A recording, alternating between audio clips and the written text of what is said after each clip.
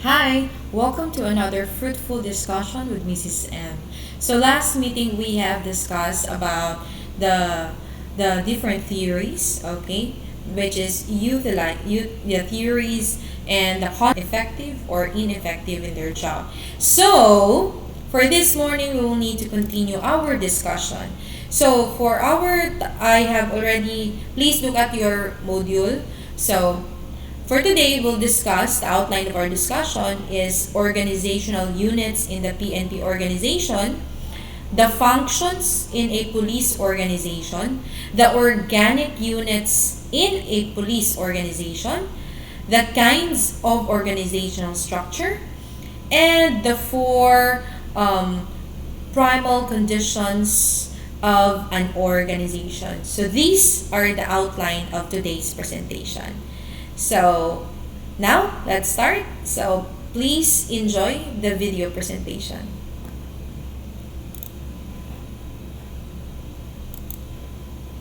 Various units of police organization. There are three various units in police organization. Number one, we have functional units.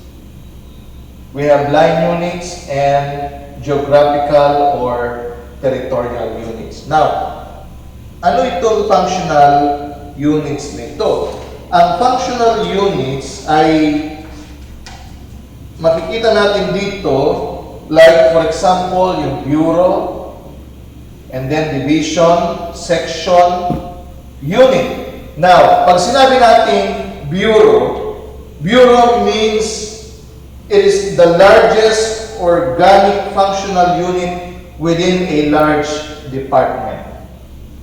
Okay, it is a largest functional unit within a large department. For example, ang DILG is a large department. Okay, DILG, later on we will discuss that. Yung konting idea about sa DILG. At ang DILG ay binubuo ng ilang mga bureaus. Okay? And actually, this department is very powerful, influential, and ang sabi nga nila, kung ikaw ay naging secretary ng department na ito, ay parang little president ka na rin. Kasi hawak mo ang lahat ng local government units and ang Philippine National Police. Okay, sa buong Pilipinas. Now, sa isang department, ang sabi ay binubuo ng bureaus. So yung bureau is a largest organic functional unit. So ang DILG is composed of different bureaus like the Philippine National Police, that is only one bureau. The NAPOLCOM is another bureau. The Bureau of Fire Protection, Bureau of Jail Management and Penology, Philippine Public Safety College, and the local government unit. So anim na bureaus ang bumubuo sa malaking department na ito. Okay, so makita natin. So from one department ay binubuo siya ng napakarami or ng ilang mga bureaus. Sa atin, ang PNP is only one of the bureau of the DILG, Department of Interior and Local Government. Another, so sa isang bureau ay binubuo siya ng mga division. So division means it is a primary subdivision of a bureau. Okay?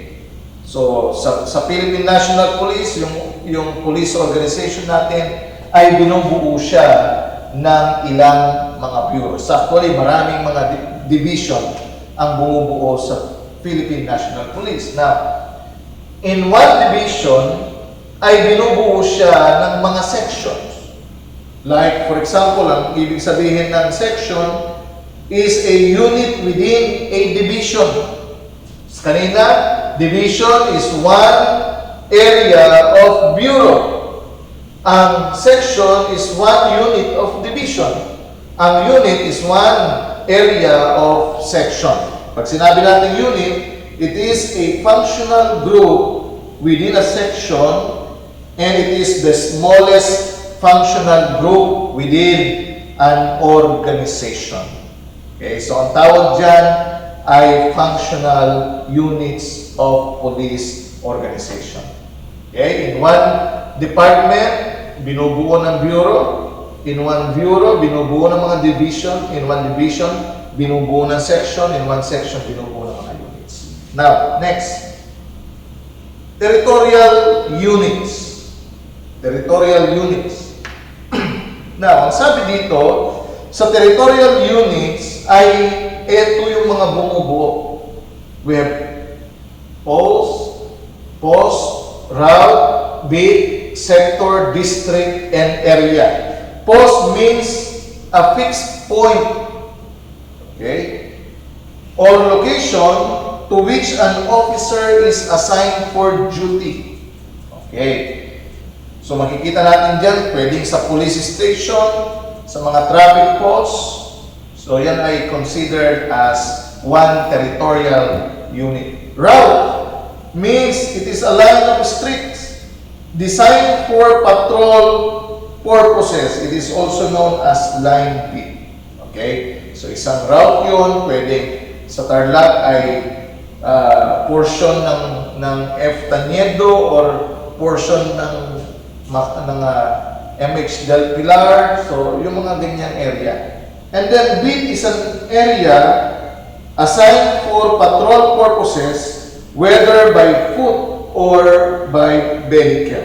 And beat is composed of 2 or 3 routes. So yan yung description niya. Binubuo ng 2 o 3 routes na pwedeng pagpatrolan either by foot or by vehicle.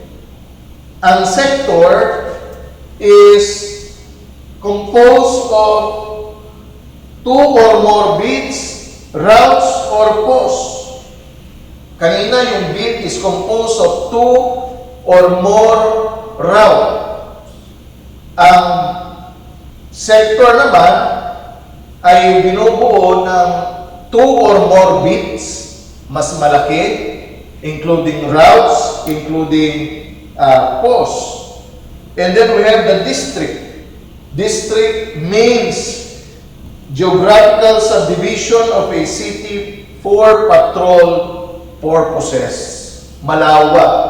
And usually, it is composed of 2 or more sectors.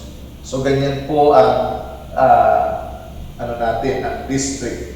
And of course, an area, last is an area, it is a territorial division of a large city. Okay? So, yan yung mga territorial units natin. Now,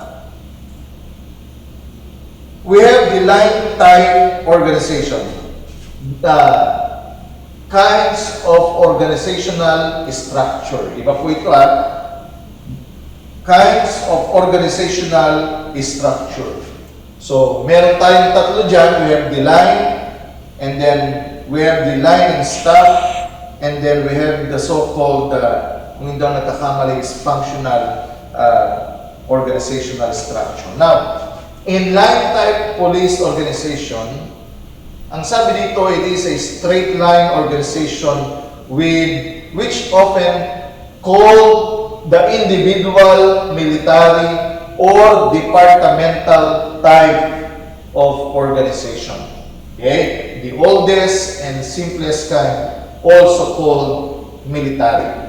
Now, under this line type police organization, it is defined by its clear chain of command from the highest to the lowest and vice versa. Meaning, ang directives, ang lahat ng mga decision, yung operation, command, ay nanggagaling mismo doon lamang sa pinakataas.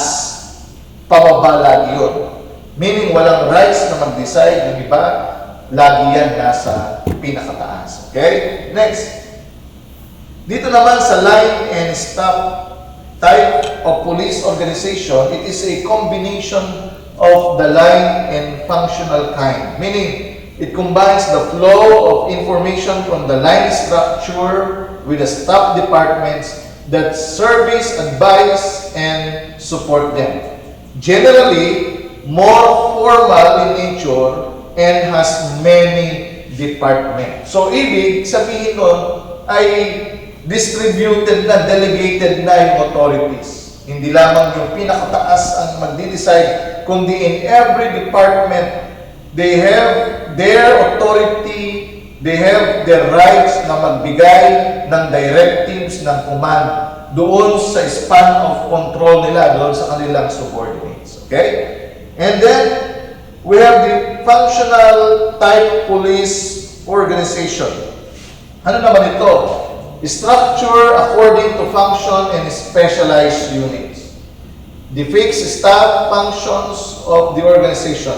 Responsibilities are divided among authorities who are all accountable to the authority above. Now, ano ang sinusunod ng Pilipinas? Ang sinusunod natin dyan ay walang iba kundi ang line and staff function.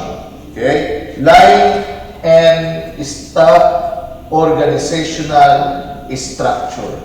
Nakadivide na among authorities who are all accountable to the authority above. Kaya kung ikaw ay head ng isang division, so meron kang authority delegated sa iyong duties and obligation and yung iyong authorities, powers, but meron din kaakibat na accountability pag ikaw ay na-assign sa ganung position. Okay? Next. Function of police administration. Function.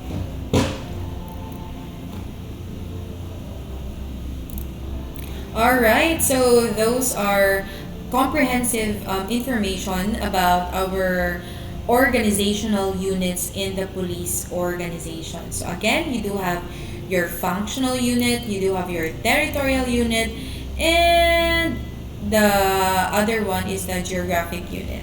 Okay, so now let's proceed with the functions in a police organization. Okay, so functions of a police organization. So first is the primary or line function.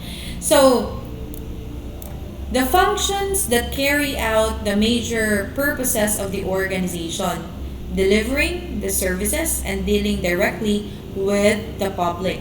Second, your primary or line function is considered as the backbone of the police department. Lastly, examples of a line functions are patrol, traffic duties, and crime investigation. So, what do you mean by a primary or line function? Meaning to say, these are functions, these are operational functions of the PNP organization. When I say operational functions of the PNP organizations, these are activities, these are functions that are directly seen by the people. Like for example, kaning giiskot diri nga patrol. Okay? Remember class that patrol itself, whether the type of patrol that is performed is a mobile patrol, whether it's again a mobile, motorcycle, or it's a bike patrol, or it's a helicopter patrol, heli patrol, or whether it's a foot patrol.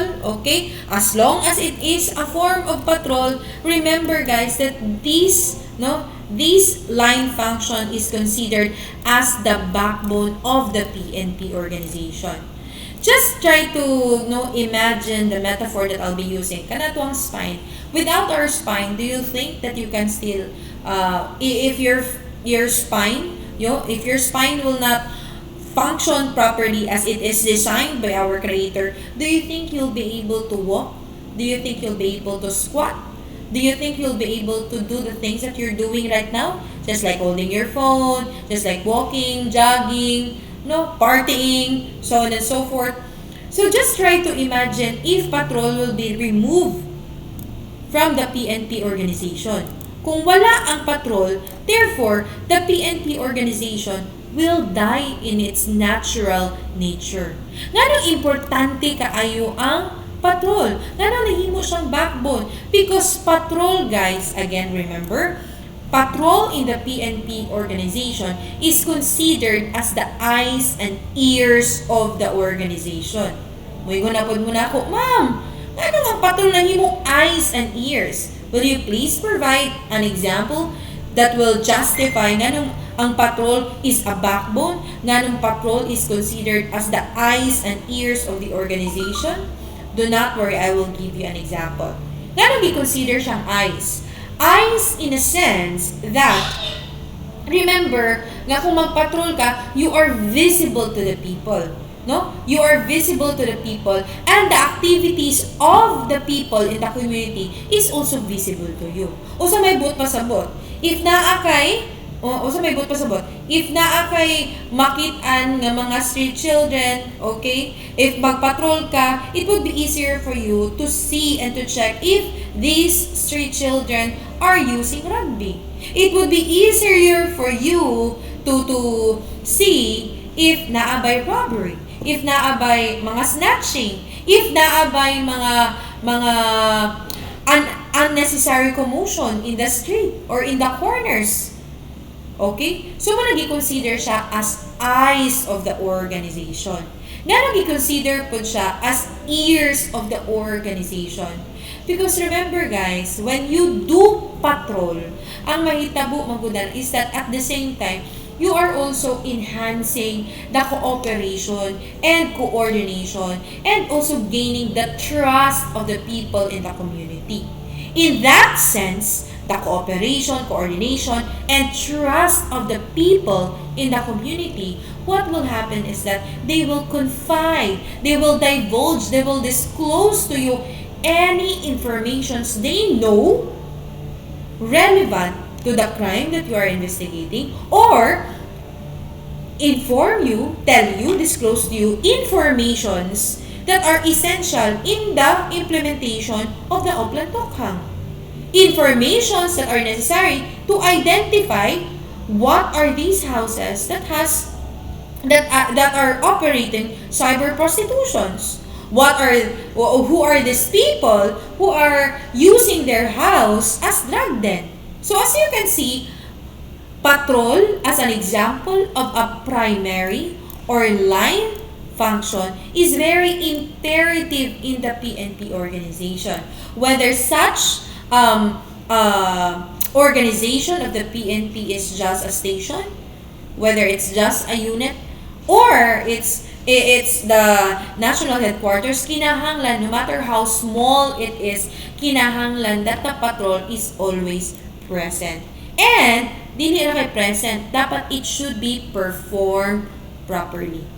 Okay? It should be performed properly. So that the main objective of the PNP one of the main objectives of the PNP organization, which is to maintain peace and order, okay, and crime prevention, is ma-achieved. Because if pagpatrol ra din, pagkahuman, it's just performed for compliance purposes, you're not doing interaction with the people, you're not observing, then it's still useless.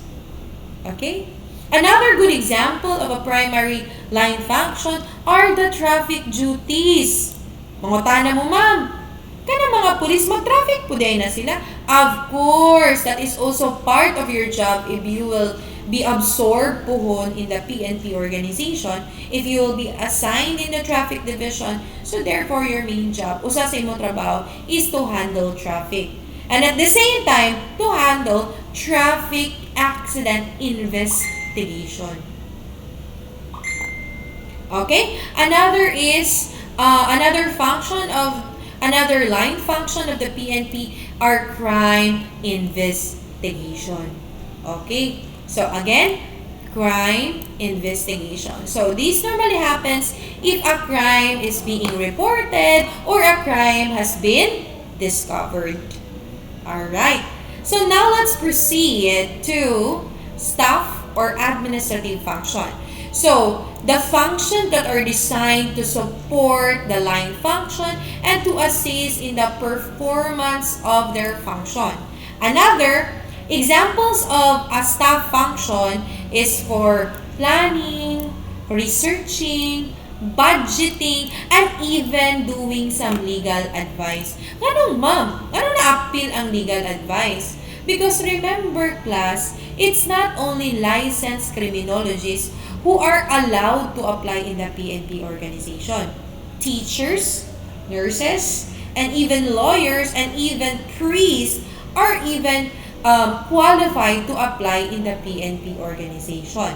Okay? So, again, let's go back to the legal advice. Ano na yung legal advice? Because tama ko tayo gitawag na legal division. So, meaning to say, police officers who are facing criminal charges because of the in-line of their job, because of the technicalities in their job. So, it is the job of our legal department who are also police officers and lawyers at the same time to give counsel or to act as the lawyer of these police officers who are facing criminal charges in line with their job. Pero, again, ang akong i-emphasize, you can only seek free legal assistance from the PNP legal department if ang imuhang kaso nga gi-face is in line with your job. Pero kung imong kaso, nadakpan ka, ikaw police officers, mismo, you were arrested because of selling drugs, sa pamailain, being a protector, or using drugs, or on a different note, pwede naka-rape ka, nangawat ka, part ka sa hulidap. Please, if those are your cases, do not expect that you can get legal services from the PNP legal department. Dili siya kakakwa. Kinahanglan, in line siya sa imuhang trabaho. Okay? So now let's have our auxiliary. So these are functions involving the logistic operations of the organization. So this includes our training.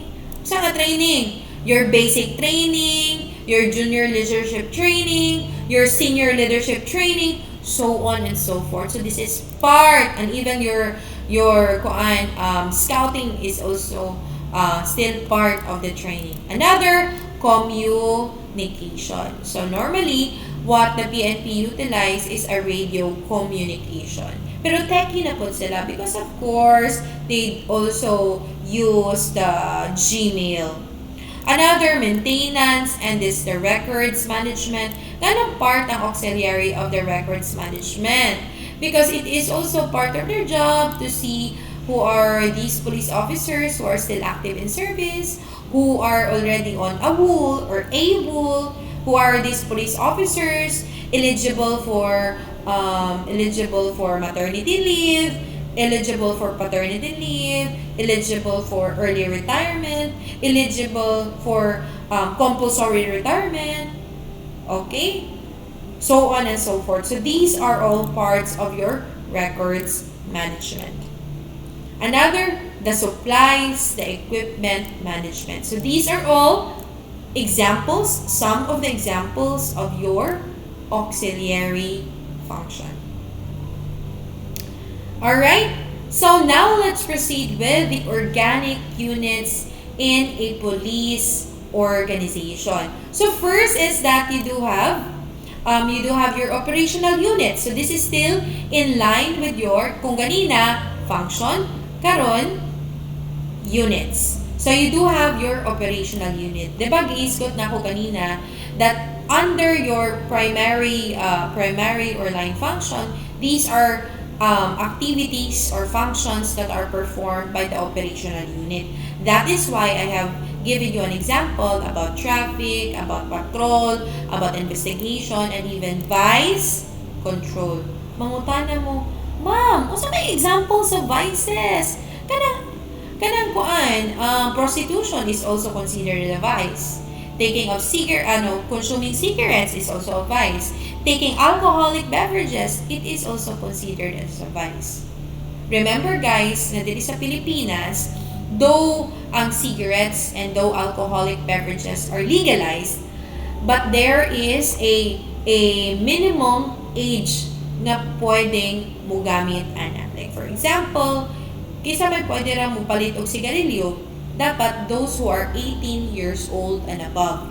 Kisa may pwede mo palit og alcoholic beverages, those who are 18 and above. Kaya naman, ang 18 years old is considered as a legal or mature age here in the Philippines. So, I hope those who are below 18, wala naggamit og sigarilyo. And aside from that, it's not good to use kuan ka ng sigarilyo. Kaya nga naman, it affects your lungs. Then, in prolonged consumption of cigarettes, ang mahitabo is that pwede ka magka-lung cancer, pwede ka magka-throat cancer, then it will also damage your teeth. Okay? So now let's proceed with your administrative unit. Your administrative unit performs all the functions of the staff or administrative function, which includes the budgeting, the planning, the research. Okay. Those are part of the administrative unit. Another is you do have your services unit. So these are functions that is under your auxiliary. So including the record management, the training, the supply. Mangutana mo, ma'am, sa may example og supply ana? Adoy, uniform good. Usa pa may lain, pusil. Remember that once you will be part of the PNP organization, you will only be issued once sa usa ka service firearm. So therefore, if you will retire, kinahanglan you'll be able to return the same issue nga gihatag sa imuha. If unable to surrender ang mahitabo, you will not be allowed to retire.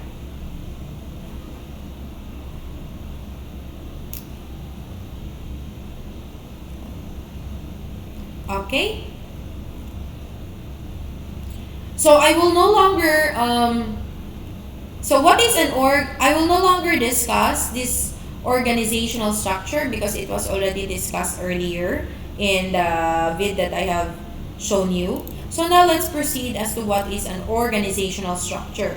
So it is a systematic arrangement of relationship of members, position, department, functions, work, and organization.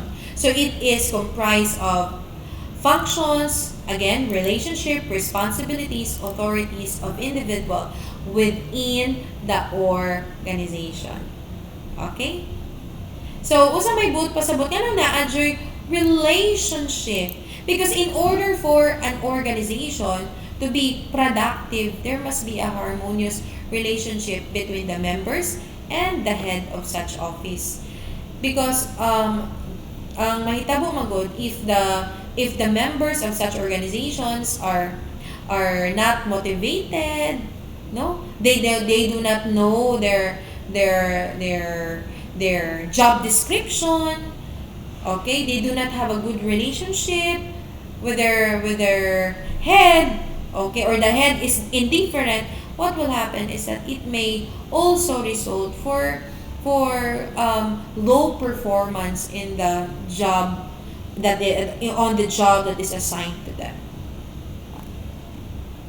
But we need to remember that in the organizational structure, it is also imperative for the member to also recognize the authority. Meaning to say, there is a seniority. Pareho ragod na sa ato ang College of Criminal Justice Education.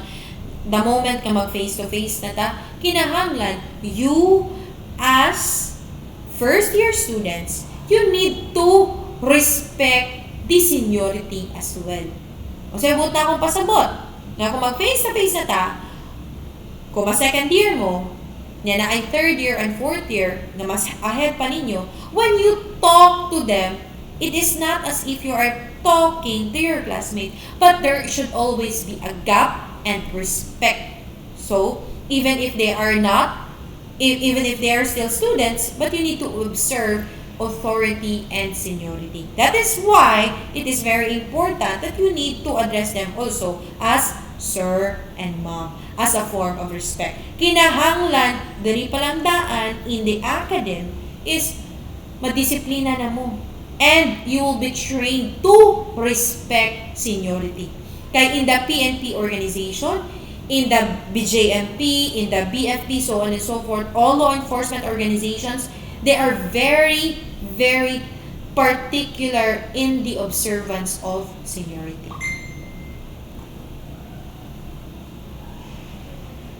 Alright? So, please study the organizational principles, kaning 4 cardinal, kaning principles of police organization, and then and please make sure to answer our assignment katong what I provided in the previous pre-recorded discussion. Please make sure to answer that.